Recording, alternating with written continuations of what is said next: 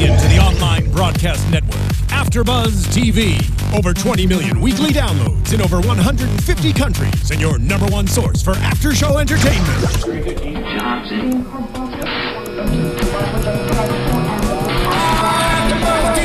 AFTERBUZZ TV, the destination for TV superfans. Producing aftershows for over 300 of your favorite TV shows. Interviewing celebrities and showrunners. And bringing you behind-the-scenes exclusives. All thanks to E! Entertainment's Maria Menounos, producer Kevin Undergaro, and internet leader Akamai.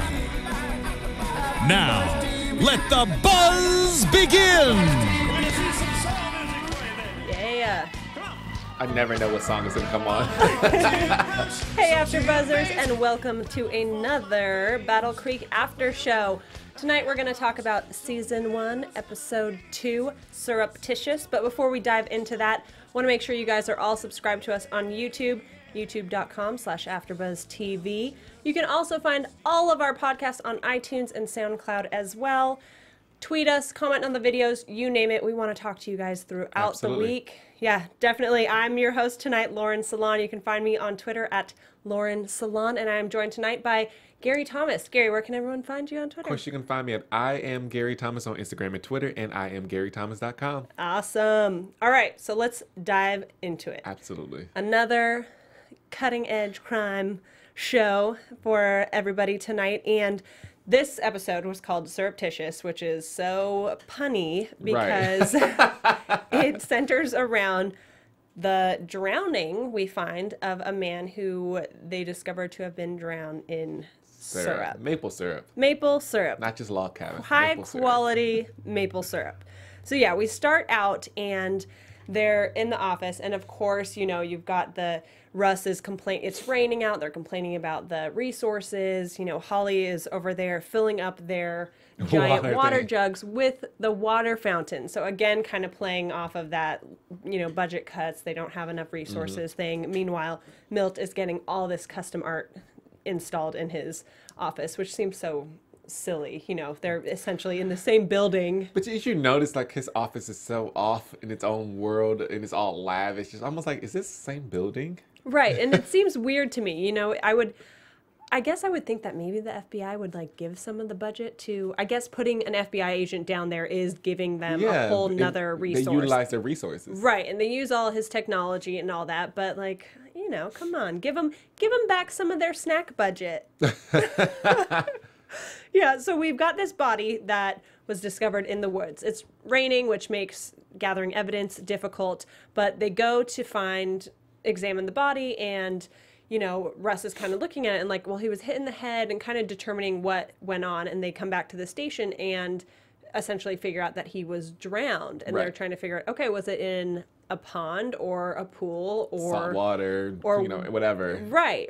And they go to the medical examiner, and I thought this part was so funny. She's a little person, you know, which is I think that's the right way to say it. Politically correct way of saying the PC way. So she's a little person, and Russ is kind of giving her a hard time, as he does with everybody, about like, well, how much did it cost to retrofit your whole office and everything to be your size? Russ is being Russ as usual. I know, he's such a complainer all the time.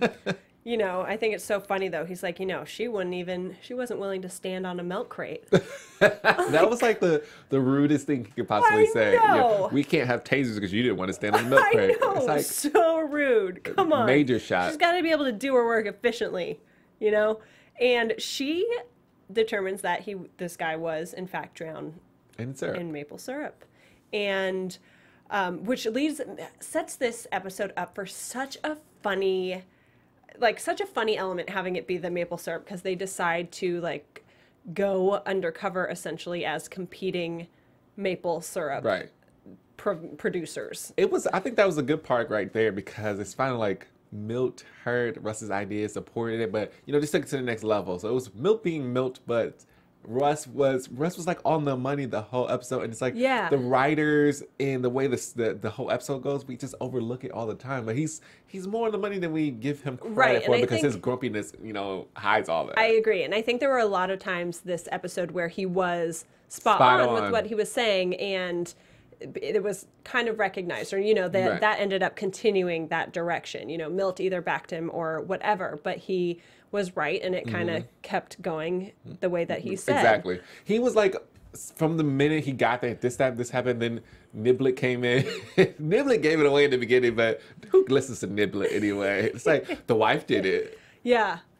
I see. Now, with the wife, I thought it was fishy when she came in to the I was already expecting station. something with her, because this is how this show works. They give you like all of this evidence, all this to make you think one story, then absolutely in the end they just rewrite the whole thing. Like this, the writer is so creative with just spins on stories. Yeah, yeah. I thought they did a great job. So yeah, we've got, you know, they get kind of into this whole syrup situation and what's going on. And so the guy who the guy who died, his name is Eddie, and he sold syrup to this guy who works at a restaurant named Emmett. So they go, you know, the police squad breaks up, and some people go to Eddie's wife's, you know, and some people go to the restaurant, and we kind of hear a parallel story from the wife and from Emmett saying, you know, the syrup cartel was starting to put pressure on. That was just so funny. We were both like, I thought it was so funny cartel, because it's so ridiculous. It's so ridiculous, and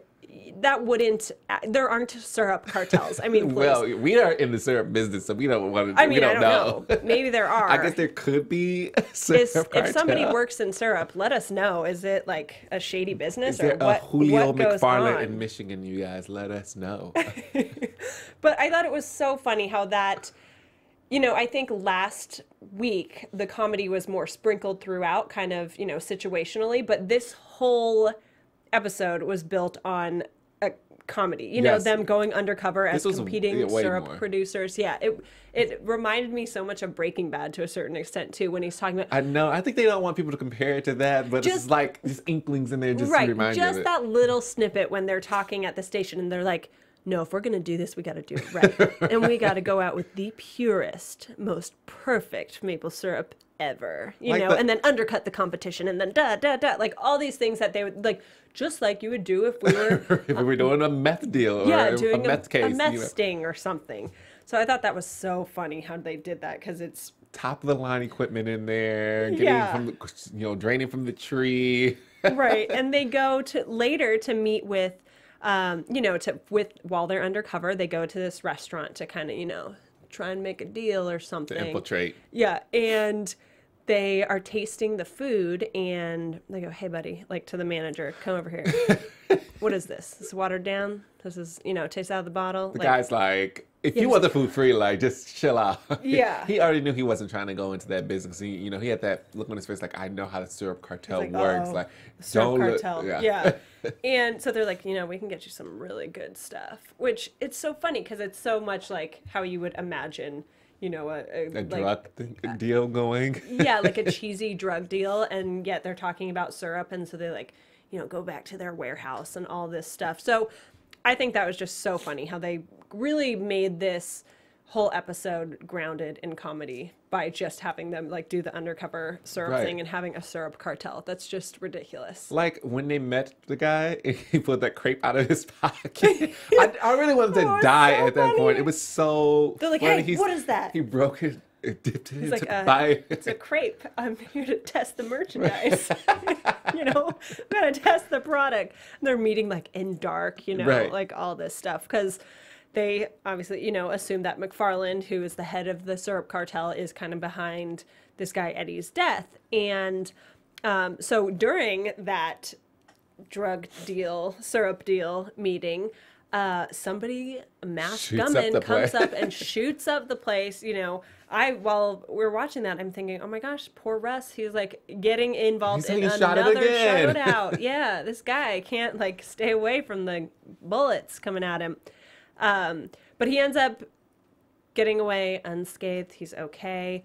But though earlier or later, I forget when it happened, but he, you know, jumps the fence and gets the guard dogs chasing after him at McFarland's place. And then, of course, Holly comes in to take care of him. She's like, "Oh, the doctor said do this, and I'm not going to let it get infected." Yeah. Like she's... I know. Gosh, so much flirting there. It's just ridiculous. It's only a matter of time. Right. We need maybe 3 or 4 more episodes before this whole thing just sparks off. It's only a matter of time till they, you know, it becomes more out there in the Exactly. open. Yeah. And so while this is all happening, we have Detective Fontanelle, who is dealing with a migraine. So he kind of got out of the current case that's going on. And he asked Gusewitz if he can look into a, medical marijuana. fraudulent drug thing. Because he goes to his medical marijuana dispensary for his migraine and believes that the guy sold him some fake stuff, because he's like, yeah, usually it works. This time it didn't. I'm basically he was saying, normally I get high, and I get high and my nothing. head doesn't hurt. Yeah, but I still had a headache. What the heck? Pretty much is what happened. And I love how Gusewitz is just kind of like, she listened to his whole thing. She's like, right, you just want your pot. I'm just gonna sign she's up like, for it's fine. You just need to get high. Okay, I get it. Like, you look into it. Okay, whatever. And I liked those scenes with the dispensary guy because I loved how sharp he was. He always fired back with something, which I feel like if you're in that business, you need to be on top of what your rights are. Especially because, I guess it's different for us being in California because it's a lot more plentiful and so passe. And so I wouldn't have thought that they were, I would think they would know what they're selling and know the stuff and know the laws to follow since they're doing this, but he was like super on it, like calling their bluff. Like, I can't imagine someone in California doing that. Where like, no, you're just not gonna do this. Like, I know. Who would go to the LAPD like? Though I mean, if you're the owner of it, like, which it seemed like that guy was, I'm sure you know all the rules that, what you're okay like with a business owner. Yeah. If you're the business owner, maybe not just like the clerk or the manager of it, but if that's your business, I'm sure you know all the rules and what you can and can't do, and what the law can and can't do. He knew what he was gonna do. He knew he was gonna sell fake, so he knew to be on top of what he was gonna do. Like, if the police come after me, it's like, no, like, you're not gonna do this because this and this and this, and you're not gonna cause this uproar. He was on it. Yeah, and so I thought, and then he ends up, Font goes back with Teddy the Snitch to, check it out and stuff. And Teddy the Snitch is not going to die, huh? No, I think he's going to be like in every episode, pretty much. They need to put Teddy the Snitch on payroll. Like, they're using him way too much. Yeah, well, he's their informant, I guess. Their informants go-to. get paid. Like he said, CI gets paid. Come on. Yeah, I bet they do. How does it work? I don't know. But, yeah, so they go... And Teddy brings up a good point. He's like, he probably only has to sell the fake stuff to 1 in 20 people, and then he can still make a good cut. Like, Well, I was trying to see if it was the other way around, or what, does he have to sell the real stuff to 1 in every 20 people to stay in business for people, or does he have to sell the fake stuff? I was confused. He said the fake stuff. Oh, okay. Yeah, he's like, if he sells the fake stuff to 1 in 20 people, he can turn around with that... the real stuff that he pockets each time he sells the fake stuff, and then sell it to someone else, for marked up more, and then pocket that money, under the table, essentially. Right. And Font's just kind of like, oh, so you're saying I'm the sucker, essentially. So basically, he's like, yeah, he thinks you don't know keeping weed. his own weed. He's like setting aside a batch for himself to smoke, and he's just selling the fake one to get by, like, to cover up what he smokes. It was a confusing story, but funny nonetheless. Yeah, it helped that kind of B storyline continue on. It was, but sometimes I was just like so thrown off because it was too much of a story. Right. In itself, it was like almost an episode in itself. Yeah. Because it just had so many little scenes and so many angles to it and so much depth to it. Like, you had to pay attention to this and pay attention to the main story. Don't confuse me like that. Right.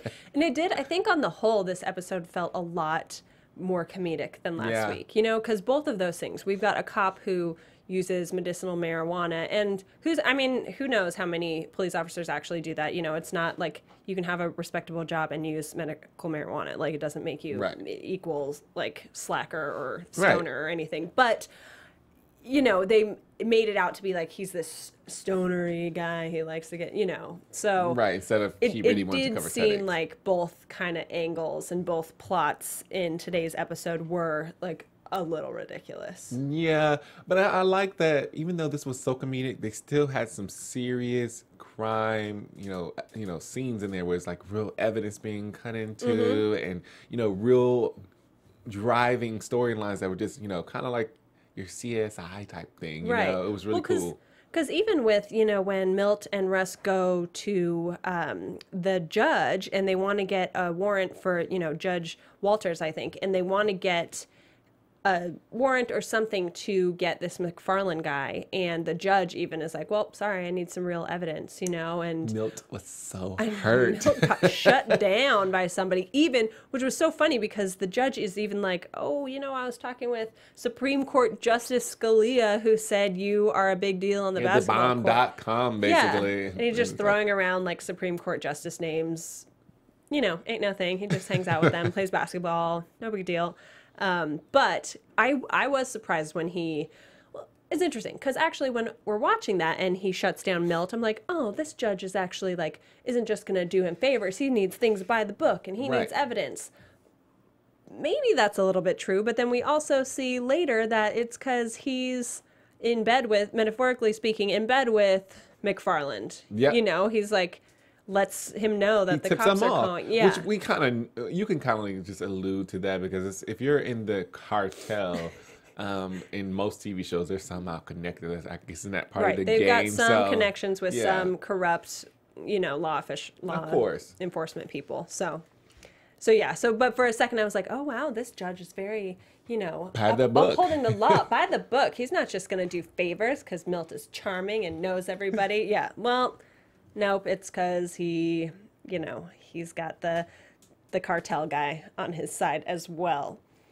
So we continue on, and we've got Milt and Russ. They're doing their syrup thing. They're kind of undercover as syrup sellers, and they end up getting so after the whole shootout thing happens, they end up being able to get a warrant to search McFarland's place, and they don't. The syrup is not a match. Nope. Yeah, so they're like, okay, like the syrup is not a match. We're not totally sure whose syrup drowned this guy then. And McFarland we see also when he is in the station with the shooter, you know, he came in with the shooter because he's wanting to do the right thing, offer up the information, and pretty much says like, you know, we're not involved. And then later, so the wife comes back. So she had come back earlier about when's the ring available. And when she came back that first time, I thought something was fishy. She knew a little. It definitely throws you off. Like, what is she doing here? Like, I thought at first when she came that she was going to try to fish around to find out how close they were to solving the case. Right. But then she asked other questions. So I'm like, well, maybe she isn't involved. Like, now I'm on the fence because I don't know whether to think she is or not. Mm-hmm. Yeah, and then she comes back again, and, you know, the first time she wanted the ring, the second time she's asking when his body will be released so that we can have a funeral. Nothing really that out of the ordinary. Red flags. You know, those are kind of normal questions I think you would ask if your husband just died. And she's always really emotional, and it's nice to see, like, Holly is her character's so... you know, kind of tender and like caring for everybody else, you know, with seeing, obviously she has a crush on Russ, but seeing her, you know, tend to his wounds when he gets bit by the dogs, and she visits him in the hospital, like all this stuff. And she's just really a sweet character. So it's nice to see her, you know, being kind of, you know, empathetic with the woman coming in. But so she comes back, and when we were watching it, even I was like, she just saw something. What did she see? What just happened? Rewinded. Yeah. We were like, wait. I'm like, wait. Holly just noticed something. She's onto something. And so later we see Holly, or right after that scene, see her go to Russ's apartment, and Russ had just been suspended. Yeah, he just got suspended because he broke the rules and went and talked to the shooter. All this stuff, you know, you're not really supposed to do that if somebody's in custody, essentially, or out on bail, as it is, and. So yeah, Holly goes and is like, I messed up. And I knew at that second, I was like, oh, she did end up giving her that ring. Yeah, I knew then she too. Went back at some point, gave her the ring. Though? Yeah, come on, you know better than that. Right. That was a stupid move. And eventually when this case was over, you can just give it to her. Like, don't break the rules. She you know, she felt empathetic. I know.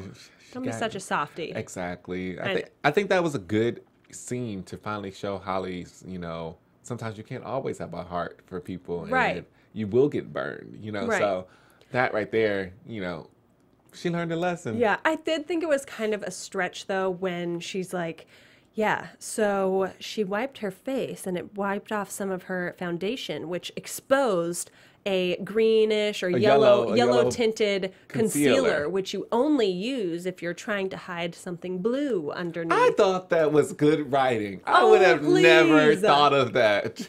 Well, maybe because you really are like, no, like I would never do that or whatever you were thinking about makeup or whatever. But I thought it was some good writing. I guess that's true, but you're not going to be able to tell. For one, it wasn't waterproof. No, but if you're wiping off your makeup, you're not going to just wipe off the like top layer of foundation and leave the concealer left. Well, it's all going to wipe off. Hey, stop taking away from the illusion. Like that's how the case got solved. Yeah, I mean.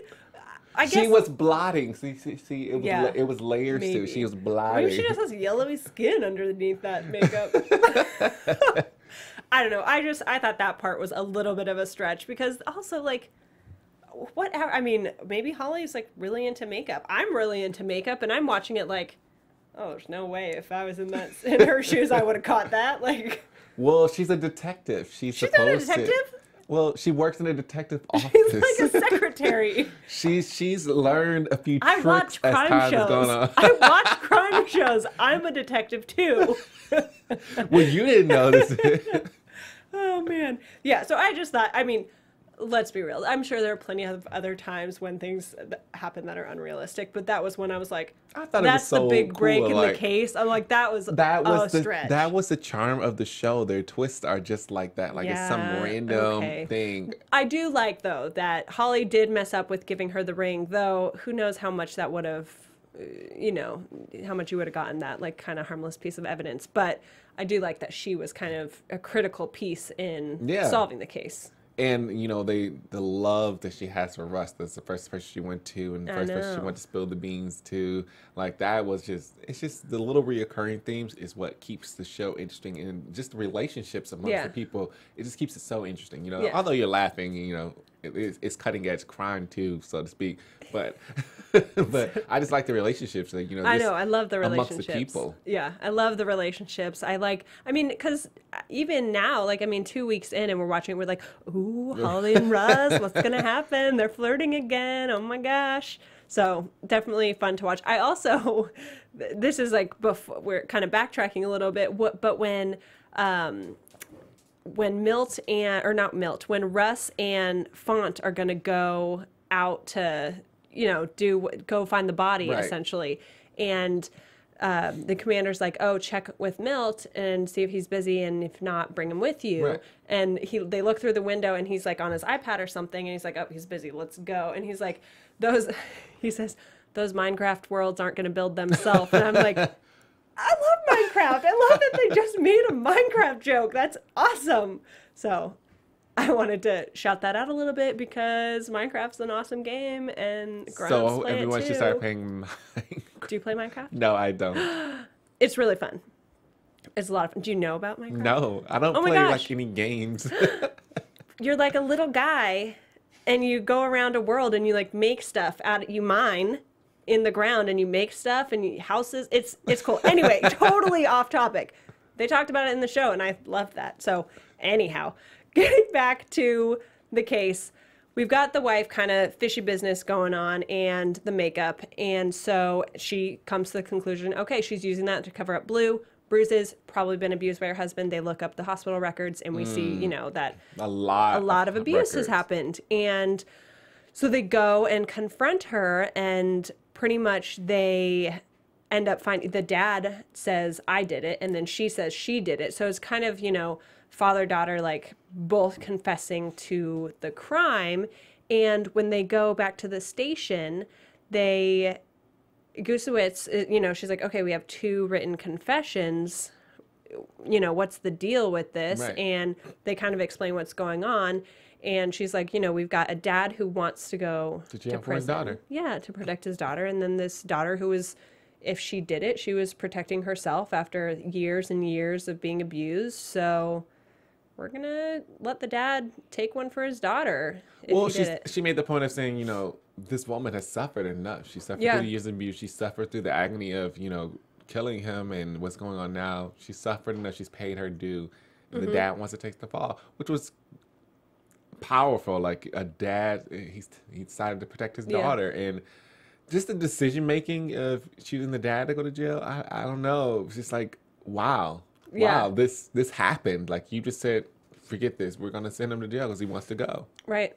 Yeah. Like, wow. I mean, and in that situation, I guess, if both people have offered a written confession, I don't know what you do. Like, I wonder. I guess they would do police investigate continue an investigation to really find out? You know, I think it depends on who clearly knows. someone's protecting someone Right. else. I guess it depends on who knows, because in that office, I guess only the three of them know, and they're just gonna make it. She made a decision. Yeah, And just, felt like doing kind of the better thing. You know, Yeah, what she felt was is- better. Yeah, the better situation. but what So, would happen in a situation In like real that? Would life. everyone continue to investigate?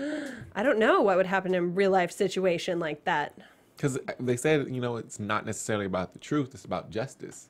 Yeah. And justice was served in the sense that a man. Well, I'm not saying that he should have died, but I guess in the sense of thinking, he was an abuser. He was finally retaliated against. He got something, from the world, in the sense that he shouldn't have been hitting on her. Yeah. So now he got what he deserved. Right. And then I guess they kind of decided, it was clearly the wife who killed, or no, because they say it was the wife that they were thinking it was the dad that did it because if you've been abused that long, usually you're not going to ever stand up for yourself. Yeah, and that was fight Milt's. back. So that was what Milt was No, thinking. that was Russ's. Yeah. So I guess view. they don't completely know. Milt was like, "Are we not going to continue to research this?" Right. Yeah. So I guess they didn't know who did it completely, and they're happy with not knowing Just completely. making the decision. Yeah. So, I mean, I think I had essentially a happy ending in that sense. I think so. And then it ends with Font going back to the dispensary, and he brings Milt in this time. And, we've seen him a few times go in there and kind of get shut down by this dispensary owner who knows the law, and he knows what he can get away Right, with. And he's exactly. like, you can't pull that crap on me. Like, nice try, but see you later. And he says, he's like, okay, well, the states have control. Some states have control of this. States have control to decide how they want to deal with Right. marijuana, but it's still not legal from a United States standpoint, which is so weird how the government actually works like that, because states can have autonomy in certain their own ways, things. even if on the federal level it's not necessarily okay, but the federal government decides not to go after that because they're like, let the it's states too deal much with of an it. uproar. It's fine. And so Font tries to pull that angle. He's like, do you really think the federal government's going to come after me when, like, look at Colorado, Seattle it's and le- Denver, yeah, like it's- he's not gonna cause all these No. people to have to be in an uproar and do right all this craziness. when He's it's like, recreationally legal there. Like, no, that's going to create insanity. You're not going to do it. Call your bluff, pretty much. And then Font sees that they're showing a movie, Cheech and Chong, on the TV in the dispensary, and he's like, oh, hey, can you rewind it to that scene right before? I want to show my friend. It's so funny. And he's like, oh, no, before, right to the very, very beginning. let me show you. Yeah, he's like, it is the beginning. Yeah. And he shows him, and it goes to that screen, which everybody has seen a million times. Every single time you How watch many a people movie. have actually paid attention How many to people it? have read that? Because Nobody. you're like, I don't break this law, so whatever. Right? Yeah, and it's that, like, FBI warning screen that's, like, red or green or blue or whatever, like, bold with all that writing on it that pretty much says you're only allowed to watch this In at your home. You can't show this to the recreationally world. for your home. You can't publicly display it. Right. And so they get them on that, which is so funny and so clever. Such a technicality. It's like such a Yeah. little thing. He's like, we do in fact enforce that. He's like trying to get him on anything. So I thought that was so funny and clever of them to throw that in there that way. This is a clever show altogether. Just the little twists are just Yeah. so interesting. It keeps you on the edge of your seat. Yeah, it's good writing and it's fun. It's clever. It's funny. The crime stuff, it's not like the most mysterious or dramatic crime you've ever seen, but it's fun. You're not really even interested that much in the crime. You're interested in the solving of it, right, like how, the twist, journey. the turn. Yeah, yeah. What like, happens the in the stupid stuff journey they of do, the crime. all the Yeah. dumb stuff they go through, all the dumb plans, all the failed plans, and then just the final twist of like, what? This is how it happened. Like, Yeah. that's what keeps you there. Undercover syrup operation, like all that stuff. Right. Even just like the title, surreptitious. Come on, that's funny. Right. It was just ridiculous. Yeah, so at the very end, Russ gets reinstated, and then he and Font go together to, whatever, something happened, like some tail lights got busted in or something, so they're going to check it Yet out. again. And they yet again leave Milt behind, and that time we see Milt kind of look up from his iPad and look like a little, like, bummed out that he didn't get asked to go. It's like, again, we haven't made any groundwork. Like, I know. Yeah, and I didn't, for the most part, I didn't feel like this episode had that much, like, back and forth between Milt and Russ. As the first week, oh my goodness, it was like Russ was like constant. Always combative. Yeah. And this time we had a couple moments, and when they're at the restaurant, Milt kind of calls him on it. And is like, so what? Did you, like, not get enough love when you were a kid? Like, loved that get off scene. my It was booty, finally... essentially. It was finally the time Milt was not the nice guy. Yeah. He was cutting left and right. Like, what's your problem? You need to get some counseling. Back like, off. Yeah, he went, you need he therapy. went off then, finally. You know, it was cool to see that other I know. side of Milt. I was happy he kind of stood up for himself a little bit and put Russ in his place. I mean, we love Russ, and he does things that, you know, he's an endearing character, and he's not always such a negative Nancy, so you don't, like, he's not too annoying with it. But Right. it is nice to see Milt kind of stand up for himself. Just kind of like go back at it. It was no nice guy right then. He was Right. like, I'm coming for you now. Yeah, exactly. But I mean, he did seem a little bummed that he didn't get to go. So, I mean, I don't know. Will he kind of stand up for himself more? I think so. I think so. I think so. I think he proved himself this week that he'll do it more. Yeah. So, I mean, did we miss anything? I don't think we really missed anything. We covered everything. No, another funny, amazing episode of Battle Creek. Yeah, it was awesome. So why don't we... Well, actually, I did want to shout out Brandon Calhoun, who is a singer-songwriter from Detroit who plays the intro credit song. And we didn't play the exact intro credit that they use on the real show tonight, but in our own AFTERBUZZ intro credits, we played one of Brandon's songs, or him playing a song. So that's kind of cool that they've got this local guy. So wherever we can find Brandon Calhoun on Instagram, Twitter, we should all follow him. Yeah, so it's awesome. Stay on top of his music, because it was great. It was great. Yeah, it's got a really cool rock vibe to it, and neat that they found like a local up-and-coming guy to kind of incorporate into the show. And it's great because, you know, Detroit is the home of Motown, and there's so many talented people there, so many. So it's great to see, you know, Michigan talent going with the Michigan show, and just so many people getting spotlighted. Yeah, totally agree. All right, so why don't we dive into some predictions? Woo! And now, your AFTERBUZZ TV. All right, I don't have any big ones. This kind of show is not, it doesn't really set us up well for predictions, I feel like, because the crime is always going to change every episode. It's one of those shows that every episode is a completely new story. So I think that the character development has a good, you know, continuing line through each episode, at least so far. So I think my predictions, or my hopes for next week's episode,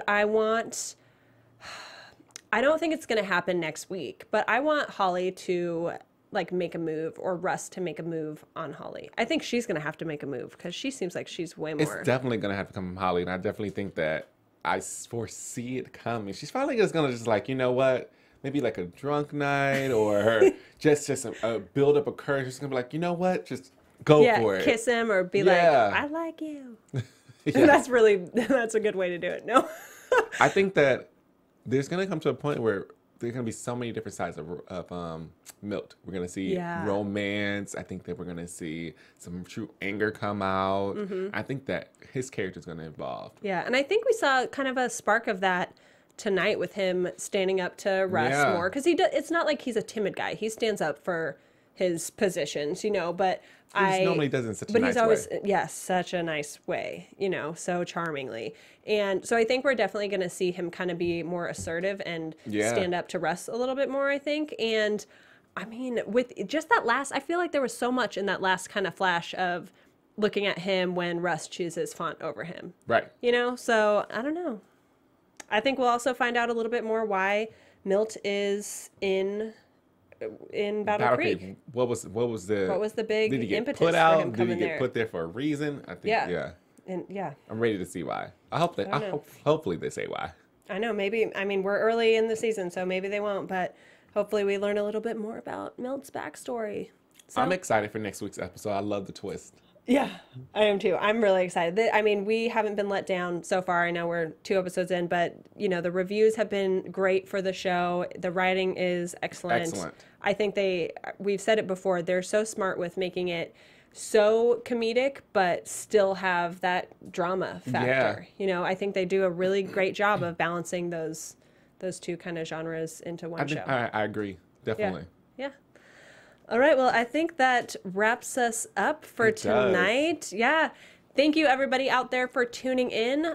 Please be sure to tune back next week. Subscribe to us on YouTube, you name it. You can find me on Instagram, Twitter, YouTube, Facebook, you name it, at Lauren Salaun. That's Lauren Salaun. Whoa, how do I spell my name? And Gary, where can everyone find you online? You guys can find me at I am Gary Thomas on Instagram and Twitter, and then on my website, IamGaryThomas.com. Awesome. Thanks, everyone. Bye, guys. From executive producers Maria Menounos, Kevin Undergaro, Phil Svitek, and the entire AfterBuzz TV staff, we would like to thank you for listening to the AfterBuzz TV network. To watch or listen to other after shows and post comments or questions, be sure to visit AfterBuzzTV.com. I'm Sir Richard Wentworth, and this has been a presentation of AfterBuzz TV. Buzz you later. The views expressed herein are those of the hosts only and do not necessarily reflect the views of AfterBuzz TV or its owners or principals.